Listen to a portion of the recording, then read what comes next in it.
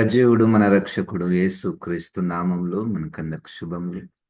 దేవుడు మనల్ని ప్రేమించి నూతన దినాన్ని అనుగ్రహించాడు. దేవునికి వందనాలు.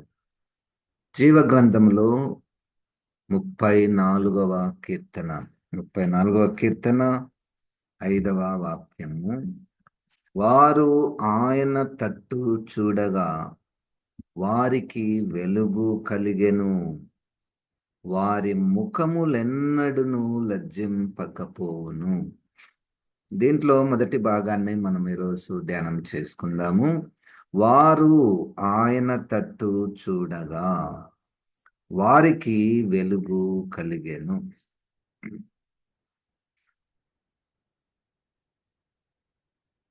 వారు అన్నటువంటి పదములో పైన వచనాలలో విచారములో ఉన్నటువంటి వారు, దీనులు, బాధలో ఉన్నటువంటి వారు, శ్రమలో ఉన్నటువంటి వారు,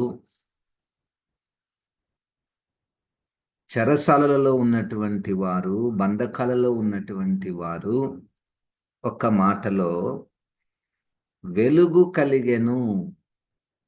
అంతకు మునుపు చీకటిలో గాఢాంధకారములలో ఉన్నటువంటి వారు, చీకటిలో గాఢాంధకారంలో ఉన్నటువంటి వారు ఆయన తట్టు చూడగా వారికి వెలుగు కలిగెను. ఆయన తట్టు చూడగా, ఆయన ముఖమును చూడగా, ఆయన ముఖ దర్శనము చేసుకొనగా వారికి వెలుగు కలిగెను. ఇక్కడ రెండు మాటలు, చీకటి నుండి వెలుగులోనికి. ఇప్పుడు మనం మాట్లాడుతున్న సమయానికి చీకటి అంటే నా జీవితంలో, మన జీవితాలలో ఒకవైపు చీకటి అనగా దుఃఖము, బాధ, వేదన, శ్రమ, బంధకాలు ఇవన్నీ. మరొక వైపు చీకటి అనగా దేవునికి విరోధమైనటువంటి పాప జీవితము, పాపము, అతిక్రమము. దేవుడు ఆశించినటువంటి జీవితాన్ని నేను ఇంకా జీవించడం లేదు. ఏదో ఒక లోటు, ఏదో ఒక ప్రయాసము, భారము. ఇట్టివారు ఆయన తట్టు చూడగా వారికి వెలుగు కలిగెను. ఆయన తట్టు చూడగా అంటే యేసుక్రీస్తు వైపుకు తిరుగగా, యేసుక్రీస్తు వైపు దగ్గరికి రాగా. చీకటికి వెలుగుకు ఎప్పుడు ఆ మార్పు వస్తుంది? చీకటి నుండి వెలుగులోనికి రావడంలో అది ఆ స్థితులను, ఆ స్థితిని తీసుకొని రాగలిగినటువంటి వాడు యేసుక్రీస్తు. యేసుక్రీస్తు ద్వారానే వెలుగు. యోహాను సువార్తలో 8వ అధ్యాయములో నేను లోకానికి వెలుగై ఉన్నాను. దేవునికి స్తోత్రం. నేను లోకానికి వెలుగై ఉన్నాను. అదే మొదటి అధ్యాయములో కూడా యోహాను సువార్త మొదటి అధ్యాయము 4-5 వచనాలలో కూడా మనం గమనిస్తే చూడండి, ఆయనలో జీవముండెను, ఆ జీవము మనుష్యులకు వెలుగై ఉండెను, ఆ వెలుగు చీకటిలో ప్రకాశించుచున్నది గాని చీకటి దాని గ్రహింపకుండెను. గుడ్ న్యూస్ ఏంటంటే, శుభవార్త ఏమిటంటే, ఈ ముఖ దర్శనము యేసుక్రీస్తు తట్టు చూడగా, యేసుక్రీస్తు ముఖమును చూడడానికి ఎక్కడికి వెళ్ళాలి? ఎంత ఖర్చు పెట్టాలి? ఎంత శరీర ప్రయాసను మనం వెచ్చించాలి? ఈ యేసుక్రీస్తు ముఖ దర్శనము, ఈ మాటలు మనము సర్వసాధారణముగా వింటూ ఉంటాం. దర్శనమైందా? చూశారా? సర్వంతర్యామి అయినటువంటి, సృష్టికర్త అయినటువంటి, ఆత్మస్వరూపమైనటువంటి దేవుడు తన్ను తాను యేసుగా మనుషులకు ప్రత్యక్షపరుచుకున్నటువంటి దేవుడు అన్ని వేళలా అన్ని స్థలాలలో ఏక సమయములో ఆయన ఉండువాడు. దేవునికి స్తోత్రం. మనం ఎక్కడ ఉంటే అక్కడనే ఆయన వైపు మనం తిరిగితే మన జీవితాలు వెలిగించబడతాయి. దేవునికి స్తోత్రం. వెలిగించబడతాయి. యేసుక్రీస్తు లోకానికి వెలుగై ఉన్నటువంటి వాడు. మనలను ఆయన రండి, మొదటి పేతురు పత్రిక 2వ అధ్యాయము 8వ వచనము. మొదటి పేతురు పత్రిక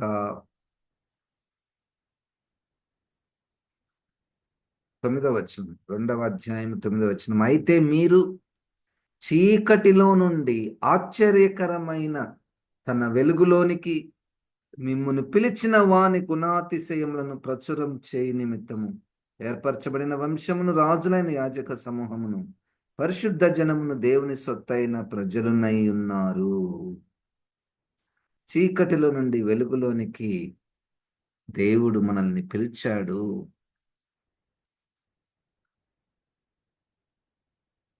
ఈరోజు 5వ వచనము, 34వ కీర్తన 5వ వచనము. వారు ఆయన తట్టు చూడగా వారికి వెలుగు కలిగెను. ఆయన తట్టు చూచుట అన్న పదములో, యేసుక్రీస్తు వైపు చూచుట అన్న పదములో ఏముందయ్యా అంటే, ఆయనను చూపించేటటువంటి పరిశుద్ధ గ్రంథమును చూచుట, చదువుట, వినుట, ధ్యానించుట, పాటించుట. అది దాంతోటి ముగించబడుతుంది బైబిల్.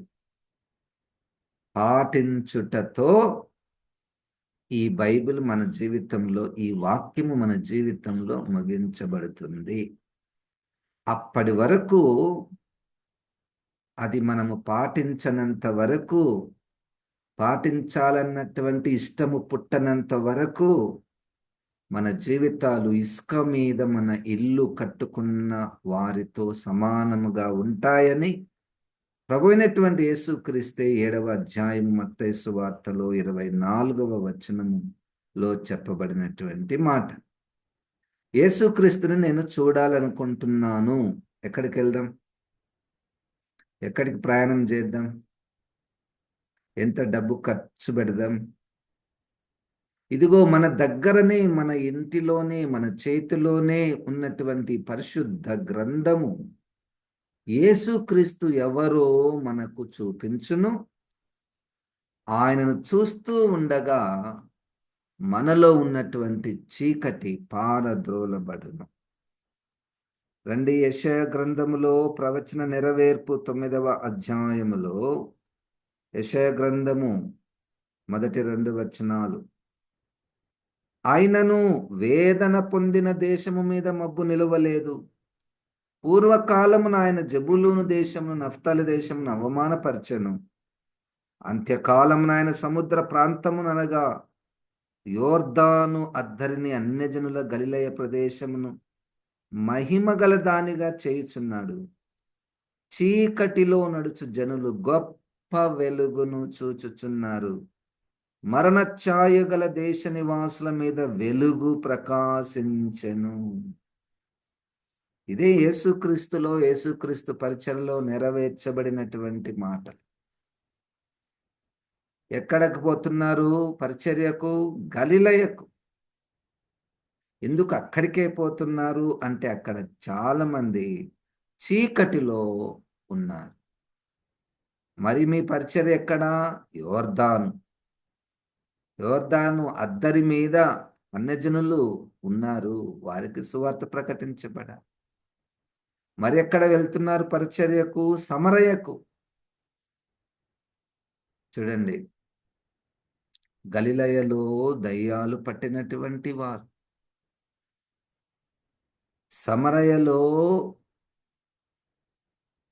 అపవిత్రమైనటువంటి జీవితాలు కలిగినటువంటి వారు, అంటే దేవుని ప్రజలుగా పిలువబడుతున్నప్పటికీ మిక్స్డ్ జనరేషన్గా ఉన్నటువంటి వారు సమరయలో ఉన్నటువంటి వారు.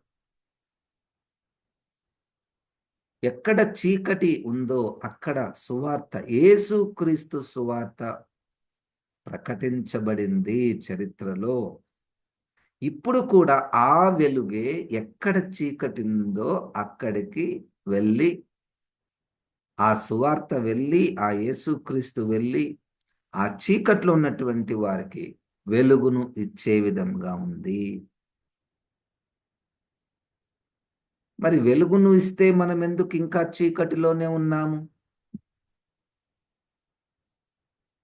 అక్కడ ఇంతకుముందు యోహాను సువార్తలో 1వ అధ్యాయంలో చదువుకున్నట్టుగా చీకటి దానిని గ్రహింపకుండెను.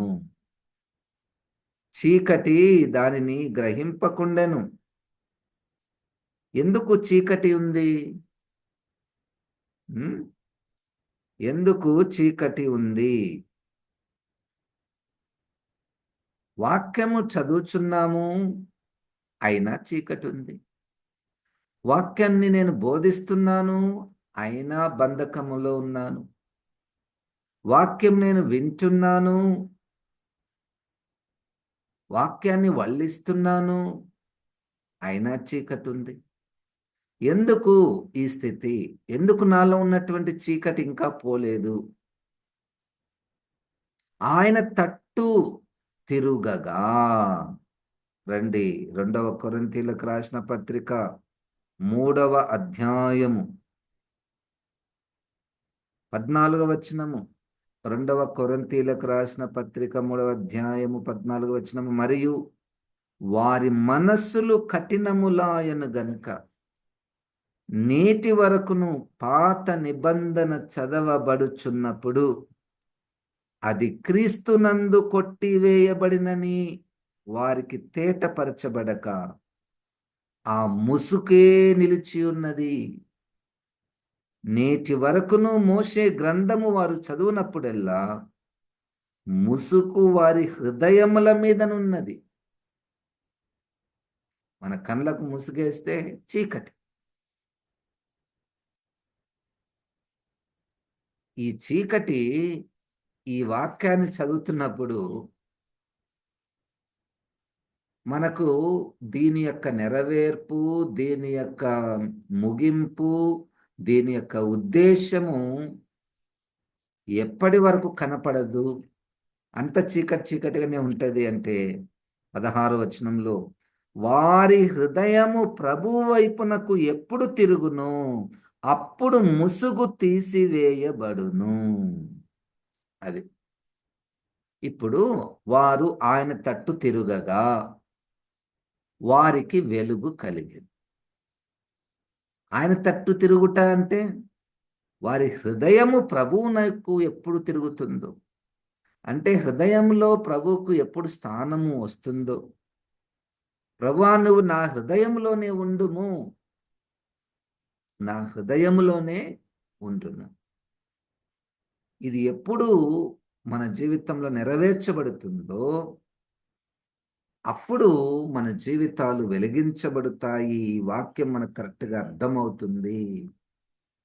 లేకపోతే ఇది కూడా ఇతర సబ్జెక్ట్స్ మాదిరి ఒక సబ్జెక్టుగా మాత్రమే మిగిలిపోతుంది.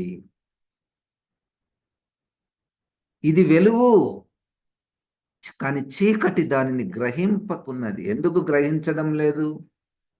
ఎందుకు మనకు అర్థం కావడం లేదు అంటే ముసుగు, హృదయముల మీద ముసుగు అంట. కళ్ళైతే బాగానే కనపడుతున్నాయి, కానీ హృదయంలోకి ముసుగు వేయబడింది. హృదయానికి కనపడడం లేదు. హృదయానికి యేసుక్రీస్తు ఎవరు? యేసుక్రీస్తు నా నుండి ఏం కోరుకొనుచున్నాడు? ఆ హృదయము దగ్గర ఇంకా మారు మనస్సు రాలేదు. అది కూడా పరిశుద్ధాత్మ దేవుడు మనల్ని కనికరిస్తేనే. ఇక్కడ రాయబడింది కదా 14వ వచనంలో, వారి హృదయములు కఠినములాయను గనుక, వారి మనస్సులు కఠినములాయను గనుక, గ్రహింప శక్తి లేనటువంటి మనస్సులు. కాబట్టి కఠిన హృదయం ఈ మధ్య కాలంలో ఒక మంచి సాక్ష్యం. ఆ సాక్ష్యం ఏమిటంటే ప్రభువును తలుచుకున్నప్పుడల్లా లేదా ప్రార్థనలో ఉన్నప్పుడల్లా ఏడుపు వచ్చేస్తుంది పాస్టర్ గారు. ఇది నా స్థితి కాదు. ఒకప్పుడు అది అది లేదు నాకు. అది లేదు. కఠిన హృదయము. అంటే దేనికి కూడా ప్రతిస్పందించని హృదయము. కానీ ఇప్పుడేంటో ఆ మాటలు, ఆ పాటలలో, ఆ ప్రార్థనల్లో ఏడుపొచ్చేస్తుంది. మెత్తన చేయబడిన హృదయము, పగలగొట్టబడిన హృదయము. అది ఎట్లొచ్చింది? అది పరిశుద్ధాత్మ దేవుని ద్వారా జరిగే గొప్ప కార్యము. ఆ కార్యం కొరకు మనము కనిపెట్టుకొని ఉందాము. ప్రతిస్పందించే హృదయము, హృదయాంతరంగములో నుండి ప్రార్థన చేసే ప్రార్థన.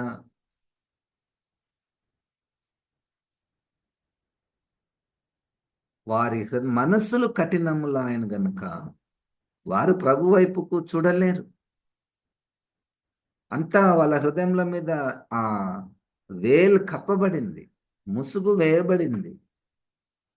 వారి మనస్సులు ఎప్పుడు ప్రభు వైపుకు తిరుగుతాయో అప్పుడు ఆ అప్పుడు ముసుగు తీసివేయబడును.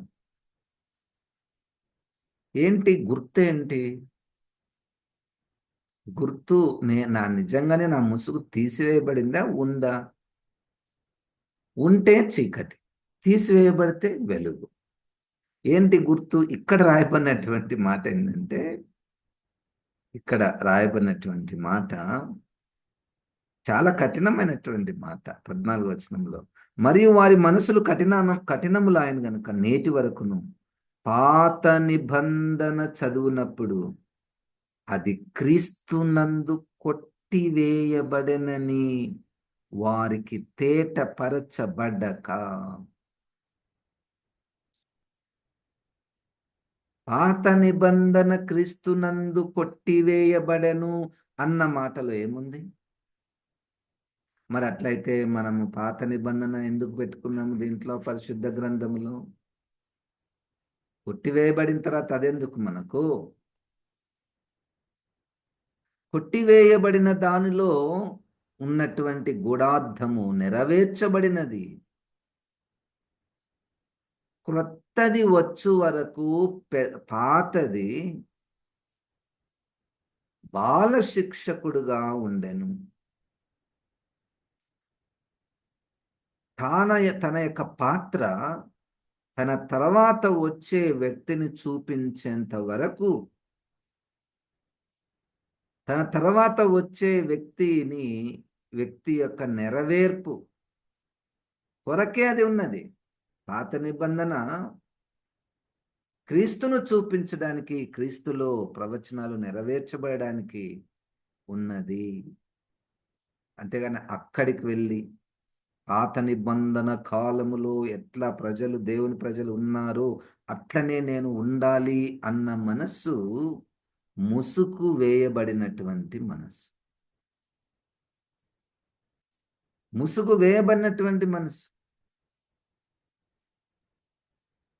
ఉదాహరణకు మనము ఫస్ట్ క్లాస్ చదివాము, సెకండ్ క్లాస్ చదివాము, థర్డ్ క్లాస్ చదివాము, 10వ తరగతి అయిపోయింది. 10వ తరగతి అయిపోయిన తర్వాత మళ్ళా ఫస్ట్ క్లాస్ నేను చదువుతాను. అది తప్ప అండి? ఫస్ట్ క్లాస్ ఉన్నాయి తప్ప కాదు. దాంట్లో ఏం తప్పులు లేవు. కానీ ఇప్పుడు మన స్థితి యేసుక్రీస్తుని అంగీకరించినటువంటి స్థితి, పై స్థితి, పై స్థాయి. అవన్నీ దాటి వచ్చేసాము. అవన్నీ దాటి వచ్చిన తర్వాత మళ్ళా A for apple, B for ball, C for cat అని అంటే ఎట్లుంటుంది? మనం నవ్వుకుంటాం కదా. Just imagine a person who he's completed graduation and learning every day A for apple, B for ball అని రోజు అంటున్నారు అనుకోండి ఎవరైనా ఇంట్లలో, పిచ్చి పట్టిందా అంటారు. అట్లే పాత నిబంధన, పాత కాలములో దేవుని యొక్క నిత్య ప్రణాళికలో ఒక గుంపును ఆయన ఏర్పాటు చేసుకొని ఆ విధంగా తను తాను ప్రత్యక్షపరుచుకొని ప్రత్యక్షతను దయచేశాడు. ఆ కాలానికి అది సరిపోయినటువంటిది. ఆ కాలానికి, ఆ ప్రజలకు, ఆ ప్రత్యక్షతలకు, ఆ ప్రత్యక్షలు సరిపోయినటువంటి. మనం మళ్ళా అక్కడికి పోయి చేయడంలో చీకటి. ఇక్కడ ఇది ఎంత ప్రమాదం అంటే, ఇదేమి వ్యభిచారం చేసినాము, వ్యభిచారం లేదు, ఇక్కడ దొంగతనం లేదు, ఎవరైనా పొడిచింది లేదు, మోసం చేసింది ఏం లేదు. జీవము లేని అక్షరాన్ని పాటించుట, జీవము లేని అక్షరాన్ని పాటించుట ద్వారానే ప్రమాదం. మనకు ఒకటే తెలుసు, నేనేం పాపం చేయడం లేదు కదా అంటే, అక్షరాన్ని పాటిస్తున్నాను. అక్షరము చంపును, ఇదే అధ్యాయంలో అనుకుంటాను. 6వ వచనంలో, 3వ అధ్యాయము 2 కొరింథీ 6వ వచనంలో, ఆయనే మమ్మను క్రొత్త నిబంధన కనగా అక్షరమునకు కాదు గాని ఆత్మకే పరిచారకులమౌటకు మాకు సామర్థ్యం కలిగించున్నాడు. అక్షరము చంపును గాని ఆత్మ జీవింపచేయును. దేవునికి స్తోత్రం. ఆయన తట్టు చూడగా వారికి వెలుగు కలిగెను. యేసుక్రీస్తు తట్టు చూడగా మనకు వెలుగు కలుగును.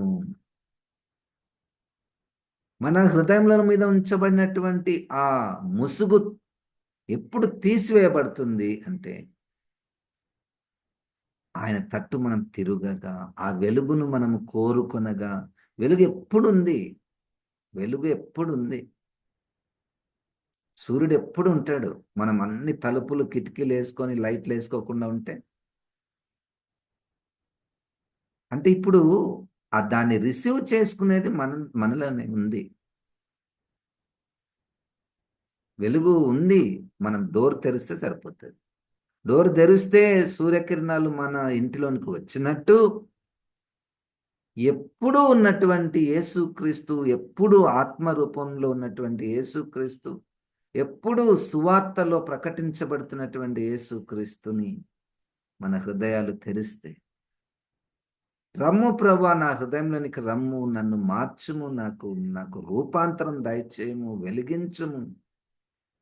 ఇదిగో ఫలానా బంధకము నన్ను పట్టేసింది, తల ఎత్తుకోలేకపోతున్నాను, ఈ చీకట్లో గాఢాంధకారంలో నేనున్నాను, ఈ దుఃఖములో నేను ఒకవైపు ఉన్నాను, ఈ బాధలో ఒకవైపు ఉన్నాను, ఈ యొక్క పాపములో, పాప భారంలో మరొక వైపు ఉన్నాను. నీ ముఖకాంతి నా మీద ప్రకాశింపని. దేవునికి స్తోత్రం. హల్లెలూయా. ఇట్టి కార్యము ఎప్పుడు జరుగునో, ఇప్పుడు ఇట్టి గొప్ప కార్యము ఎప్పుడు జరుగును, ఎప్పుడు యేసుక్రీస్తుని మన హృదయంలోనికి ఆహ్వానిస్తూ ఉందాం. ప్రభువారము, ప్రభువారము, మోసపోకుడి. పర్వాలేదు, అంత బాగానే ఉంది. అక్షరం పాటించటంలో ఏ పాపము మనుషులకు కళ్ళు కనపడదు. అదే పెద్ద ప్రమాదం. క్రీస్తు వైపునకు, ఆత్మరూపైనటువంటి క్రీస్తు వైపునకు తిరగనంత వరకు పాత నిబంధన ధర్మశాస్త్రము, అక్షరాలు తమ స్వనీతిని కాపాడేటటువంటి ఆచారాలు,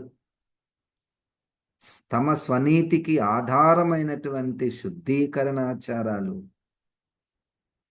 క్రీస్తు వైపుకు రాకుండా, పర్వాలేదు, ఇప్పుడు బాగానే ఉంది, ఇది కూడా దేవుడిచ్చిందే కదా అన్న తాత్పర్యముతో తమను తాము సర్ది చెప్పుకుంటూ ప్రమాదంలో పడిపోతున్నారు. జాగ్రత్త. పరిశుద్ధాత్మ దేవుడు మనల్ని కనికరించి మన మనసులో ఉన్నటువంటి ఆ ఆ ఆ ఆ కోరిక, అంటే నేను వెలిగించబడాలి, నాకు వెలుగు కావాలి, ఈ చీకటి వద్దు, శ్రమ అన్నటువంటి చీకటి వద్దు, పాపం అన్నటువంటి చీకటి వద్దు. ప్రభు వైపుకు మనం తిరుగుదాము. పరిశుద్ధాత్మ దేవుడు మనకు సహాయం చేయునుగాక. ప్రార్థన చేసుకుందాం. పరిశుద్ధాత్మ దేవా, అగ్ని వంటి పరిశుద్ధాత్మ దేవా, ప్రభా నీ అగ్ని చేత నాయన మాలో ఉన్నటువంటి కఠిన హృదయాలు పగలగొట్టి నీ వైపుకు నాయన మేము తిరుగునట్లు, మా జీవితాలు వెలిగింపబడినట్లు రమ్ము. నా జీవితంలోనికి రమ్ము, మా జీవితంలోనికి రమ్ము. ప్రభా మా హృదయాలలో నిన్ను ప్రతిష్ఠించుకోవడానికి సహాయం చేయము. యేసు శక్తి కలిగినటువంటి నామమున ప్రార్థిస్తున్నాం తండ్రి. ఆమేన్. ఇప్పుడు మన పరమ తండ్రి అయిన దేవుని యొక్క ప్రేమ, ప్రభువైన యేసుక్రీస్తు కృప, పరిశుద్ధాత్మ దేవుని యొక్క సహవాసం మనకందరికి సదాకాలము తోడయుండును గాక. ఆమేన్. దేవుడు మనల్ని దీవించునుగాక.